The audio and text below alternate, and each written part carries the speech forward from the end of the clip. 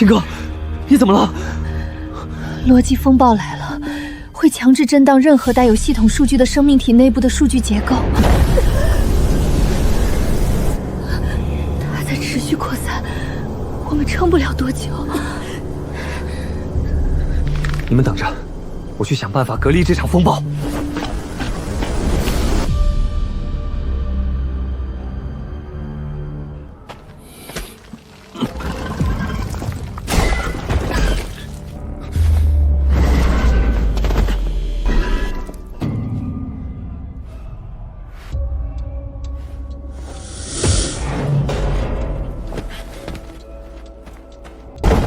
请在底层，壁是反铁，能隔绝逻辑风暴。现在就走，跟我来。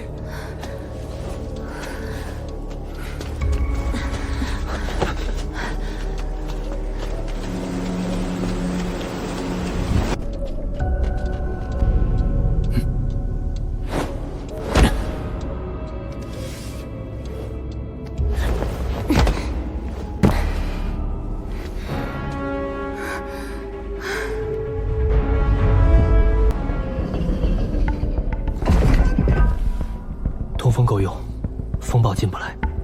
你们两个待在下面别动。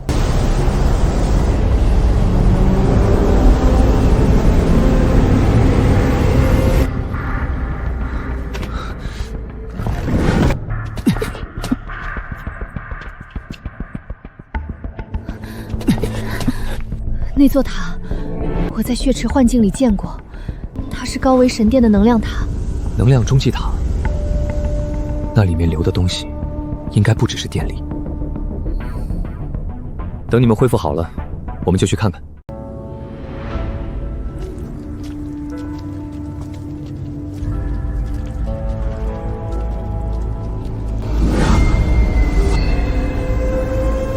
阵法纹路和噬魂殿祭坛是同一个逻辑架构，但规模大上万倍。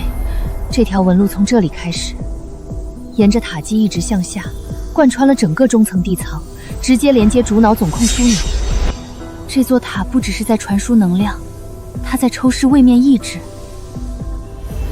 那些从下层位面被格式重置后残留下来的天道法则碎片，正被从塔底往上抽，汇聚到塔顶的压缩舱里。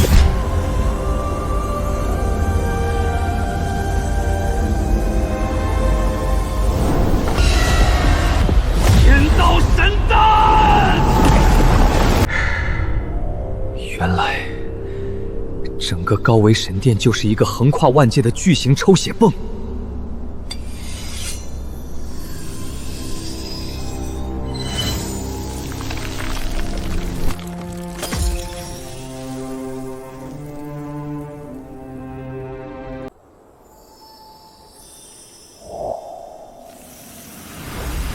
他们吸走一个位面的生命力，就会投放一个系统宿主去管理那个位面的残渣。不摧毁这座塔，3000位面永远只是电池。底层能量导管在塔基背面有一处集中汇流室。如果我能进入汇流室，在导管接口位置制造一次物理性的超压切断，整座中巨塔的七杀系统会暂时停保。塔基背面的集中汇流室门口有一道高维能量屏障，你零数据穿不过去。但如果先引爆汇流室上方的主能量导管的外壳，屏障会因功能变动短暂失效，时间窗口大约20息。那就把屏障的功能先打掉，你从塔基侧翼的风口进入。没问题，最多20秒，足够进汇流室把导管全部切断。进而在塔基外侧维持感知，监控塔内能量流动方向。一旦汇流室被切断，告诉我路径，我要让这抽血泵的反噬直接冲回塔顶。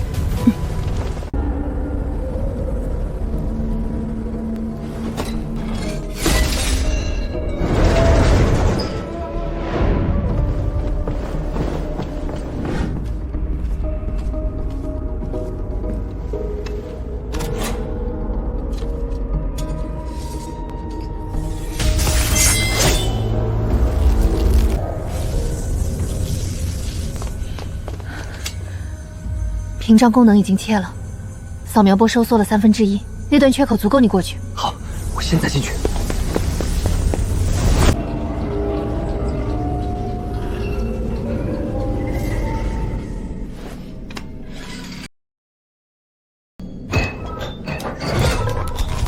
光环加速了，他感应到导管压力变化了。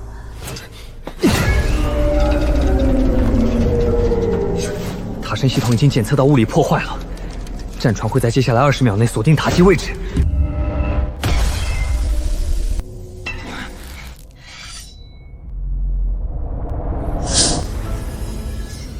零数据者，你正在破坏主脑系统的核心结构节点，你的存在本身是一个悖论。主脑命令我将你封装进隔绝囊，带回总控中心进行逆向编译。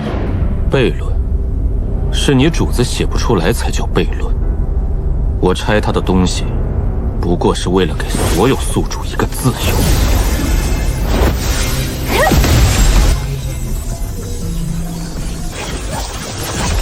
束缚完成，继续攻击将触发直接清除协议。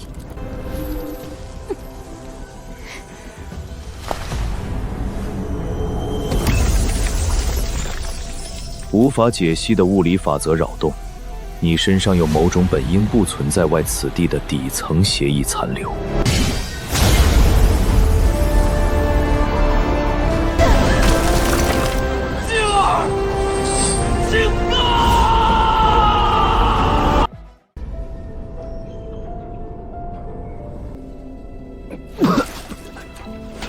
肋骨没断，还好坠落的时候撞穿了至少3层金属支架，帮我减了速，不然现在我已经废了。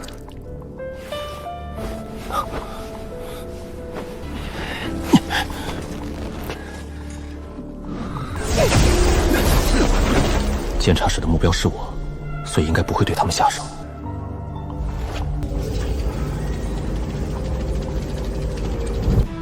那些没有五官的外壳里面原本应该装入洗脑后的意识体，想要在这里躲过追查，我得把自己伪装起来。这些外壳可以覆盖掉我的数据空白。主脑的常规扫描只会检查外壳协议，不会检查内部。只要把写入模块的线拔掉，让主脑系统认为这具傀儡已经写入过数据了，就可以跳过内部填充步骤，直接出场。表面服从协议启用。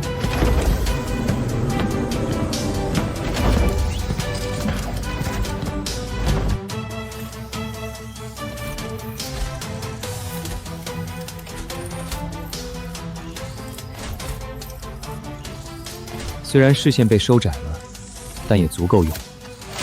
外壳的关节活动范围有限，但基本动作也不受影响。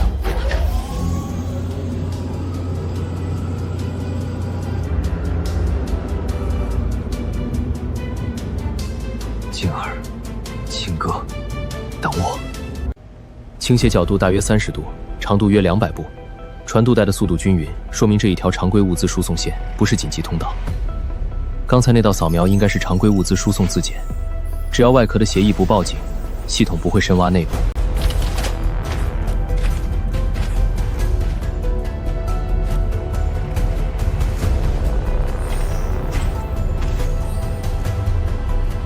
没有触发任何异常标记，看来外壳协议通过了。这就是神殿底层的信息吸枢纽了。所有从底层采集的数据都会在这里汇集、分类，向上层输送。熔炉区的能量流向应该也会经过这里。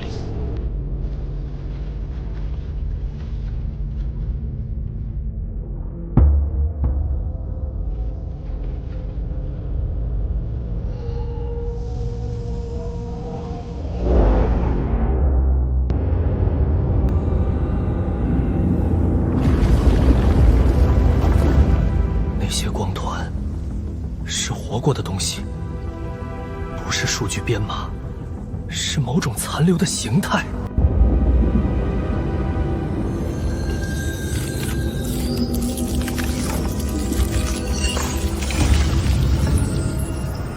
这个轮廓，嘴角那道旧疤的位置，是阿宁姐。噬魂殿抽走的那些血，都被送进了总坛血池。血池里的能量又被主脑通过中继塔送进这座炉子。阿宁姐被抽干之后，最后剩下的那部分被送进了这座炉子，烧完了。系统把一个人的全部烧成能量，然后告诉宿主那是奖励，真是可笑。阿宁姐，你放心，我一定会为你报仇的。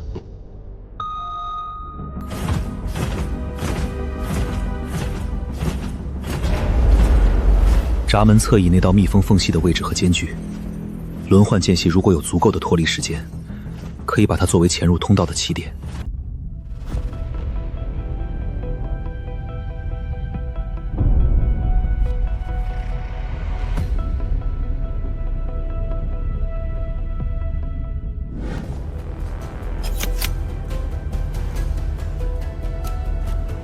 太好了，它松动的程度比我预想中要大。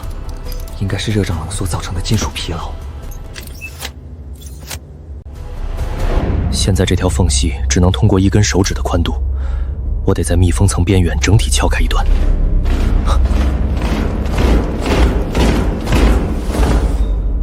看来今晚的行动只能到这里了。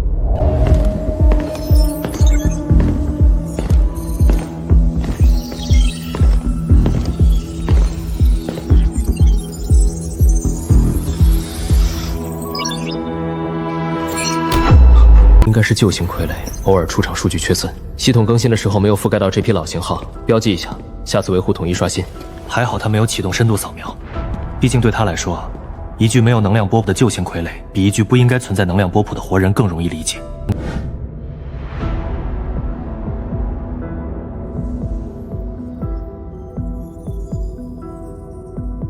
我得摸清楚这里的结构。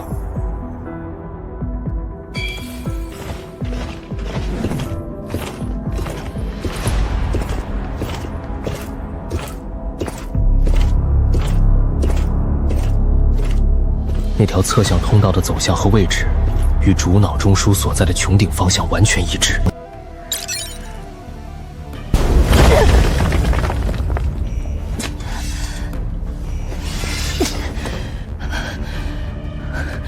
监察室来了。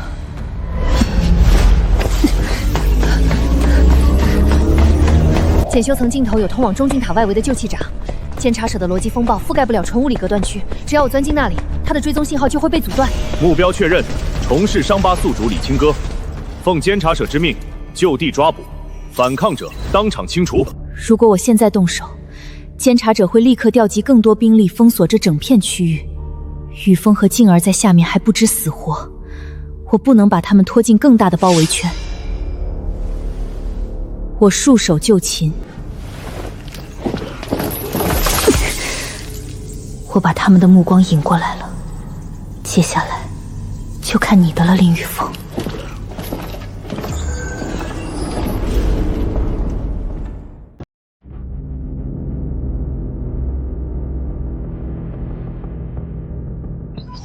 失控白衣女性反击行为已抓捕，金花少女押送熔炉区上层监禁室待处置。静儿和清哥还活着，那就好。我得想办法先找到他们，然后救他们出来。监禁室就在上层。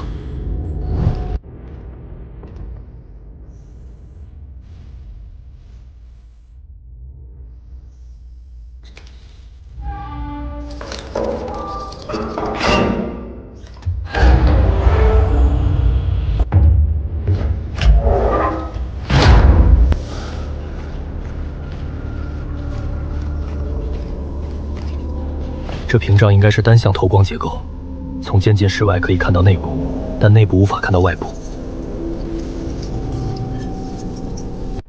还好，静儿还清醒着，我得让她知道我来了。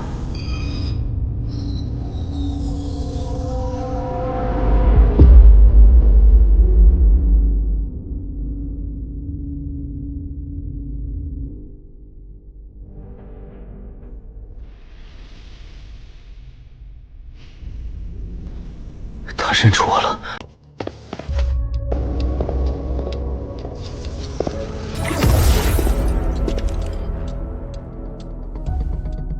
你放弃吧，在我这里，你不会得到任何关于雨峰的消息。你的永恒花来自血池异变，本质上是主脑系统抽取生命原力时产生的杂质聚合体。你越使用它，就越接近被主脑回收。你说的对，所以我不把它当成力量，我把它当成我给雨峰系上的缰绳。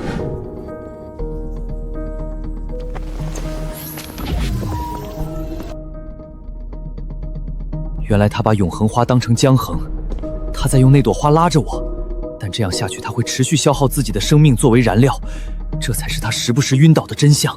静儿，你放心，我不会辜负你为我的牺牲，我一定会救你出去的。通道全长约300步，走向与环形结构的垂直中轴线一致。内部没有数据锁，没有传感器，没有任何系统监控标记。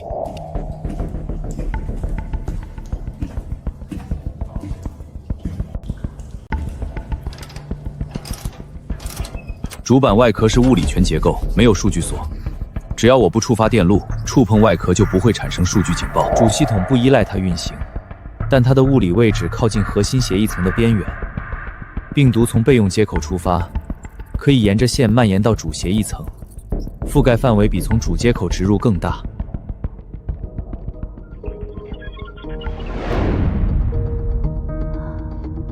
爸妈，爸，这声音怎么跟我小的时候一模一样？不对，绝对不可能是我。我10岁那年根本没有离开过家乡，而这段录音被存储的位置是主脑核心备份区的物理接口。主脑在收录这段音频的时候，我根本没有进入过它的任何系统扫描范围。不是我，那这个声音是谁的？不管这是谁的，能被塞进主脑核心备份区的物理存储条，都不会是普通的历史残留数据。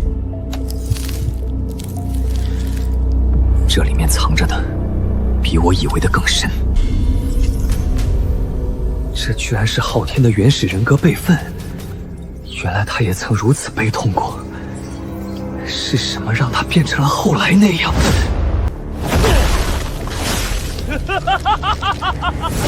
不管是什么原因都不重要了，静儿和青哥还在等着我。我每慢1秒钟，他们就多受1秒钟的苦。我得先把他们救出来。这是3层结构，每层之间有能量场隔离，数据层面的攻击会被能量场挡住。想要让病毒覆盖3层，必须从物理层面让3层之间的阻挡失效。扳手的材质是高密度合金，重量足够。我在每次轮换间隙撬松一点，需要3页。支架全部松动之后，能量场的稳定性就会下降。存储条可以在引爆时充当定位信号。静儿的位置已经摸清了，现在只剩下青哥，我得尽快找到他被关押在哪里。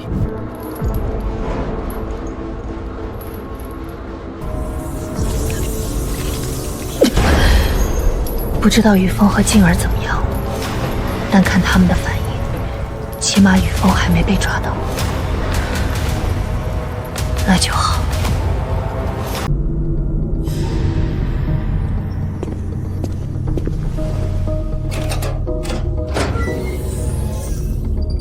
时间不够了，今晚只能拆2颗，明晚得找机会确认一下青哥的位置。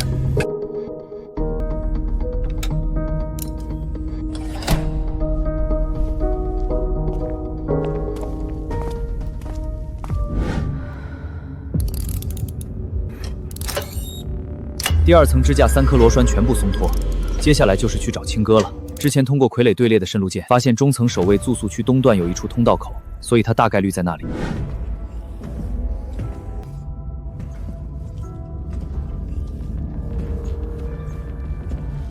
门锁没有额外的能量屏障，外层机械锁芯是标准6柱结构，内层数据感应锁在机械锁芯后方约3指宽的位置。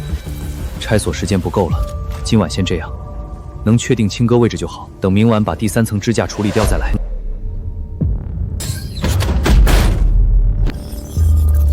警报持续时间太短，系统应该会把它归类为常规管道震动误报。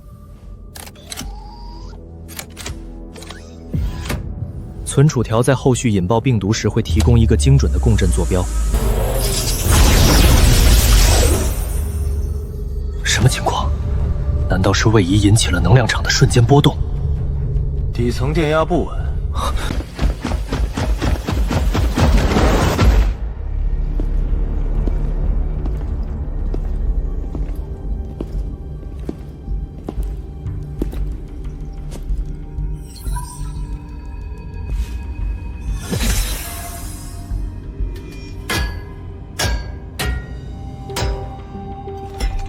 拆开外壳，检查侧翼第3排肩线口下方的物理结构。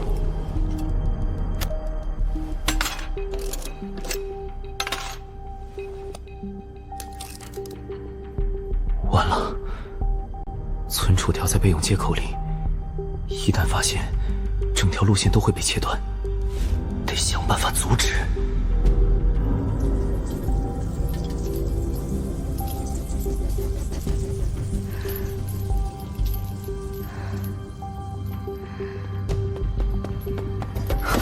脚步声的方向是底层，节奏不对，不是例行换岗。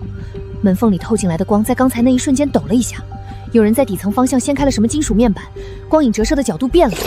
这个时间点，这个方向，这种动作，只有雨峰可能在那里。底层的金属面板被掀开，雨峰一定在动主板那边的东西。但刚才那串脚步声是冲着底层去的，说明已经有人发现异常了。我得想个办法帮雨峰转移他们的注意力。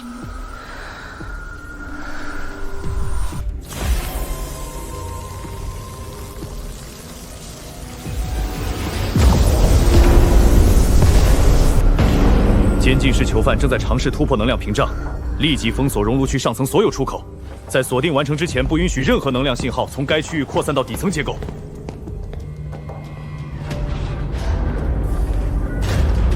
一定是静儿，刚才那道绿光的强度，已经超过了他目前剩余能量能安全释放的极限。他在为我争取时间，在下一次主脑系统自检之前，必须完成病毒引爆的全部前置条件。否则，静儿今天的付出就全部白费了。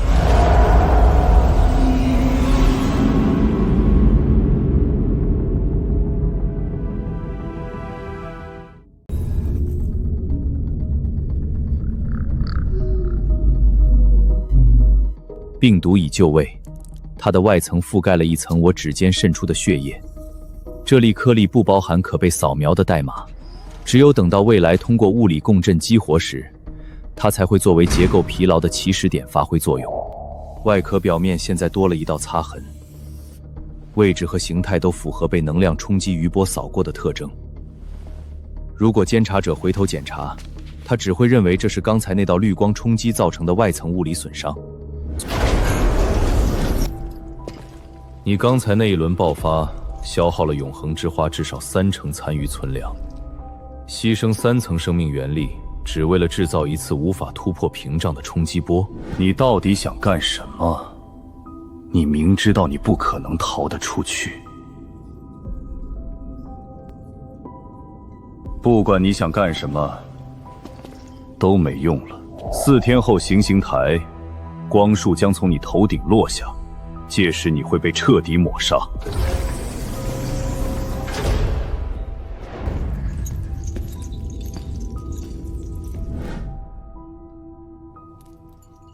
雨峰，我只能帮到你这里了。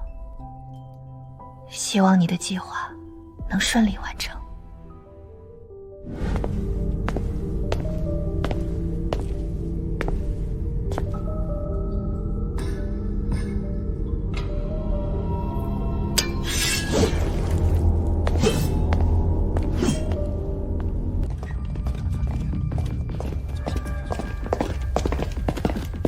听说了没？行刑台3日后启用，还要向3000位面同步转播。察使大人这次怕是要杀一儆百，让那些低维来的刺头看看，在神殿里乱跳是什么下场。不过话说回来，这场面倒是难得一见，到时候转播一开，3000位面全看得见。那些系统宿主看了，估计腿都得软。这就叫立威。行刑前3天内，非指令授权范围内的任何移动，直接处罚立即清除。得辛苦3天，多盯着点儿，别让哪个不长眼的在节骨眼上添乱。得，3天就3天吧。行了，别在这儿杵着了，去下一层转转，别等到真出了事儿，咱们背锅。还剩3天时间，接下来需要做2件事：第一，确认病毒能被远程引爆；第二，需要一条能同时救出苏静和李清歌，并抵达行刑台的物理通路。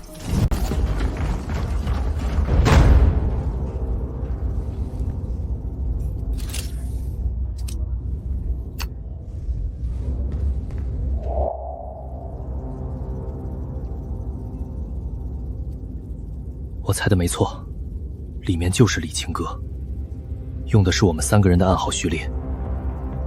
他有办法在行星台区域制造系统延迟。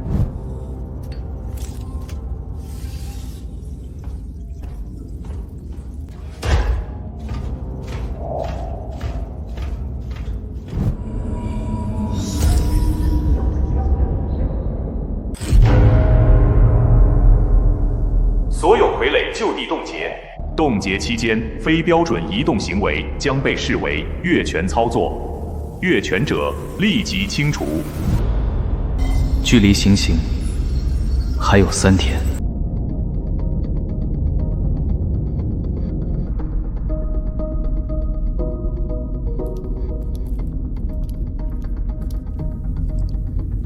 行星台的能量节点分布我已经锁定了。主脑在行星台区域集中了比底层密度高出4倍的能量供应，节点排列沿行星台中心呈放射状分布。如果病毒在行星开始的旋被激活，共振会沿着这些导管向上传导，在主脑的光束形成之前切断它的能量供应。接下来我只用静静等待就好。冻结指令解除。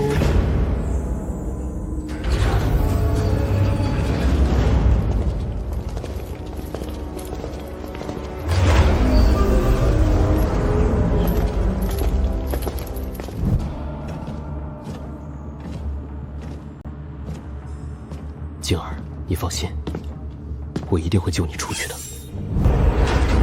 雨峰应该就在这帮傀儡里，我的信号他已经收到了，接下来就看雨峰的了。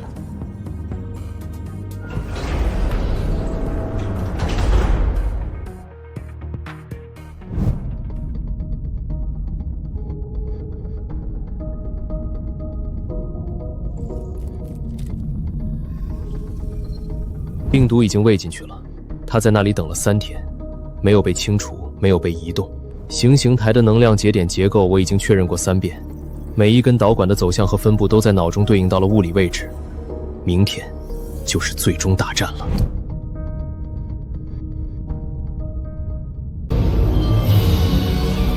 行刑制。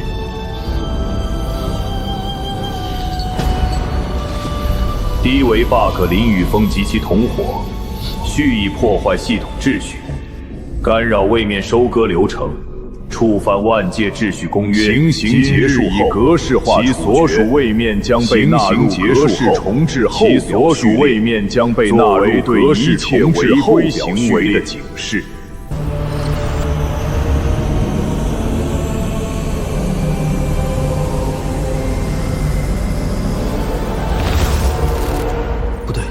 残疾的系统反馈怎么断了一拍？光束的倒计时好像也跟着卡顿了。只引爆了自己体内残留的噬魂虫底造，制造出一次短暂的局部系统指令冲突。我必须抓住这次机会。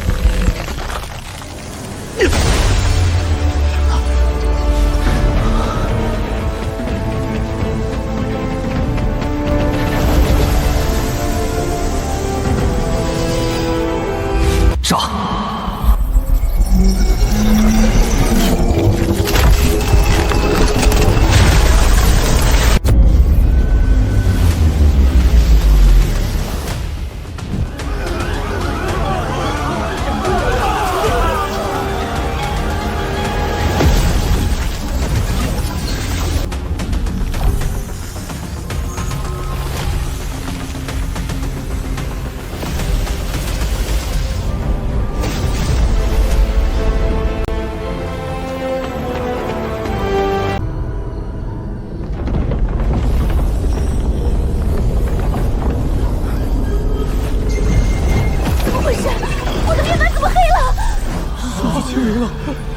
清零了！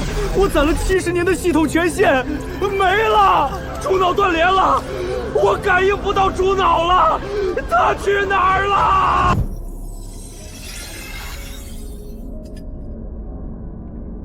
不可能，主脑底层逻辑架构的物理损坏，这不可能！物理手段不可能直接攻击到逻辑层。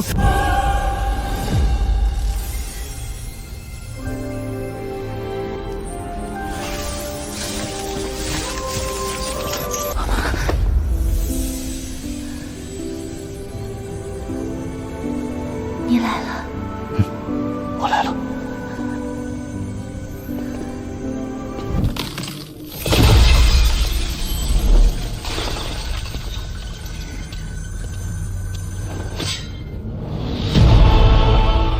底层逻辑结构遭到物理不可逆损毁，系统覆盖范围正在收缩，核心协议层正在剥离外部节点。警告！警告！警告！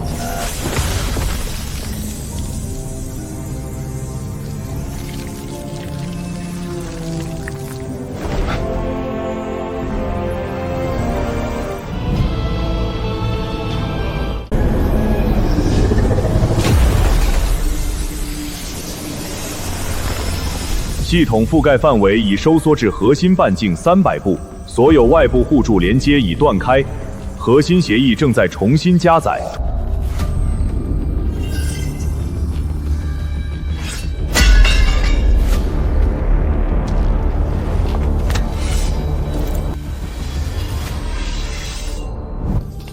你可能忘了，原本你就是万界武道出身的旧时代战士，现在你没有系统了。我也不是傀儡了，公平一战。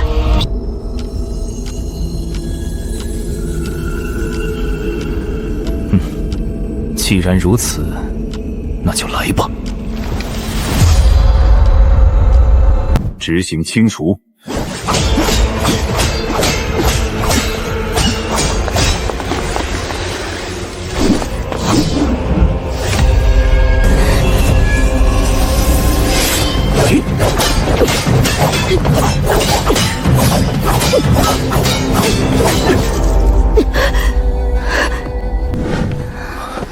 手腕伤得不轻，你先休息一下，让我和青哥来。你刚才撕傀儡壳冲过来的时候，像一头撞破栅栏的牛，我差点没认出来。牛也是你当初从药铺柜子里放出来的，不怪我横冲直撞。去吧，我在这儿坐着，但你得答应我一件事，别再把命往刀刃上锋了。我们已经把主脑的壳掀开了，剩下的活儿我们得一起活着干完。好，我答应你。雨峰，等一下。怎么了？我帮你大致修补一下衣服。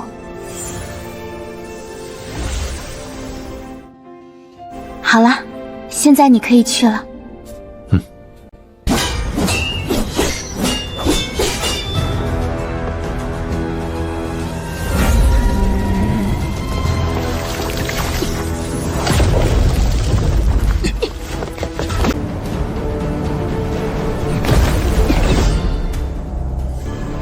来了。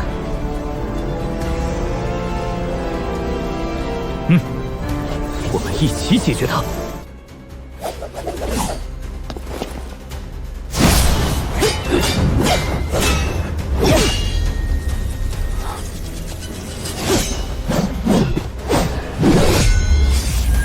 他左肋有伤，朝那里攻击。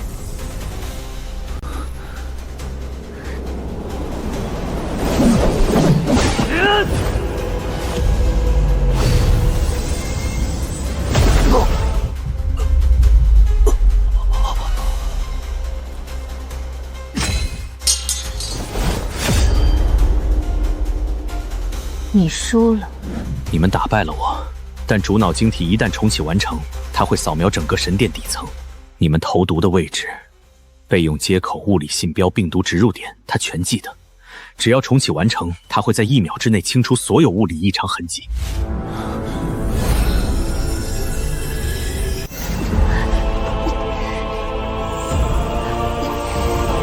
它重启需要能量，如果注入的能量超出了它当前可处理的上限，系统会过载短路。我把永恒花的存粮全部喂给它，让它吃撑到短路。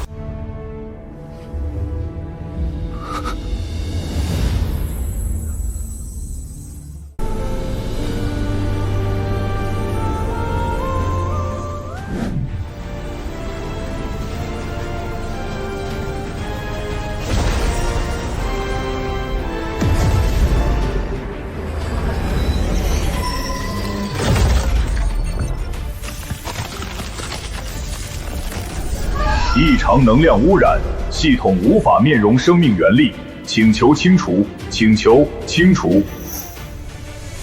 雨峰，就是现在！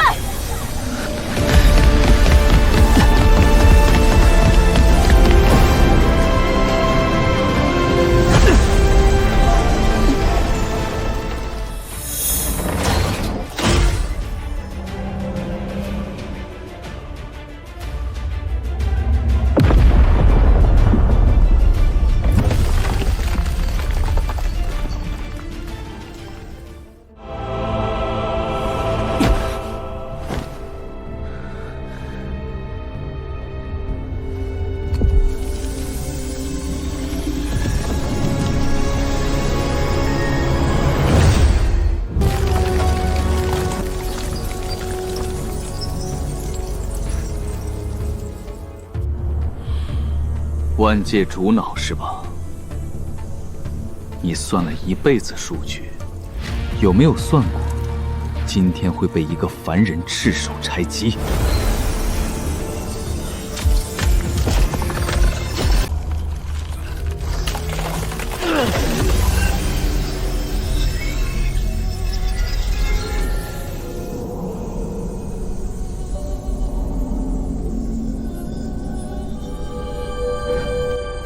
你毁掉主脑，3000位面所有的系统链条都会断裂，那些靠系统为生的宿主会一夜暴毙，而那些被系统压榨的凡人会重获自由。但中间的混沌期呢？谁来维持万界能源平衡？真正的秩序，从来不是妥协来的。谁要是以他人为代价谋取利益，那就要承受应有的代价。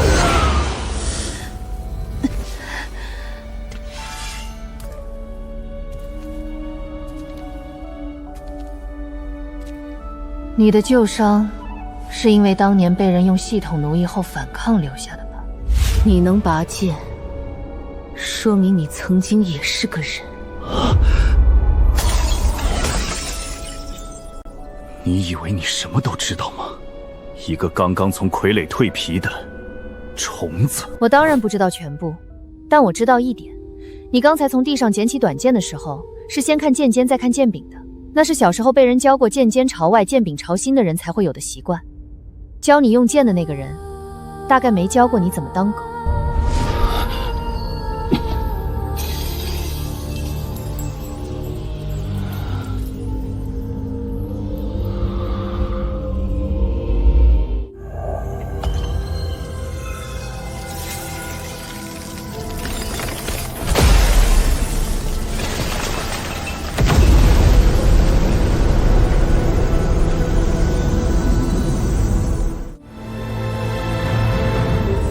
今天这一局，你输给的是一个连系统都没有的凡人。3000位面，你以后一根网线都别想再伸进去。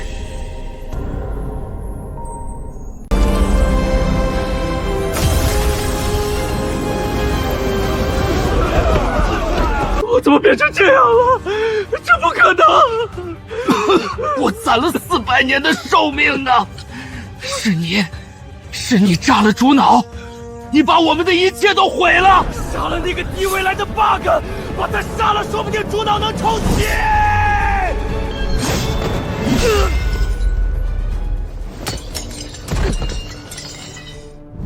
我们做错了什么？我们只是跟着系统活啊！系统给了我们力量、寿命、尊严。你现在把系统拆了，我们算什么？我们连怎么活都不知道了。你们做错的，不是跟着系统活，做错的，是活到系统断了，才发现自己根本没学会怎么当人。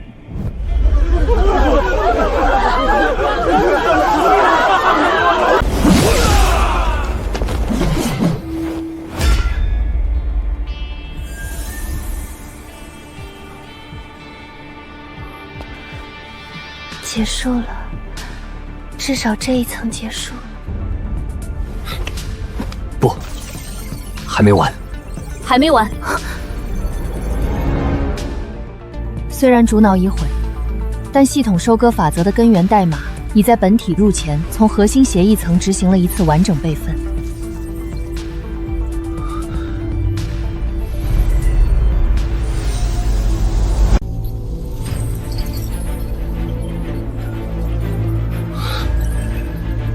上船，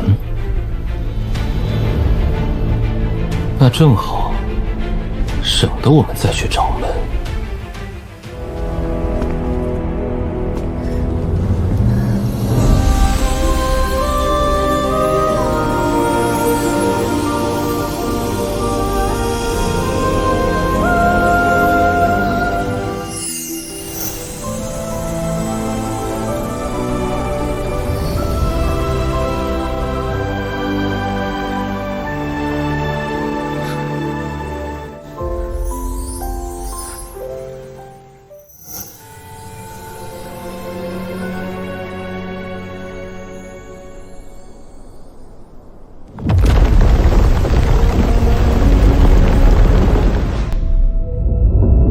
他们现在还不会动。他们现在看到的不是我们，是一段还没有被重新解析的坐标空白。不管你是什么，从哪里来，在等什么结果，我把话放在这儿。主脑我拆了，3000位面的网线我剪了。如果打算在上面再铺一张新的网，我照样会找到线头，一条一条扯断。我没什么可失去的了，但你想从这片废墟里拿走的东西，得先问过我。先回万界试炼场底层，把那些被系统砸碎的家园一个个拼起来。至于上面，等我把底下收拾干净，我会上来找你的。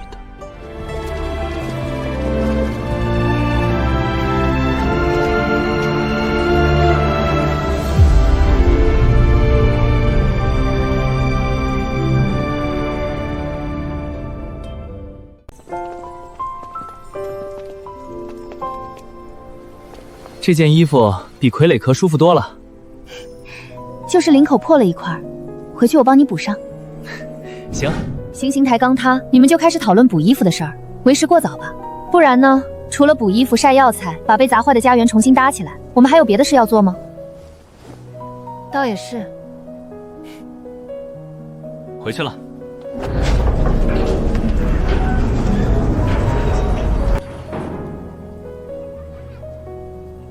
走吧。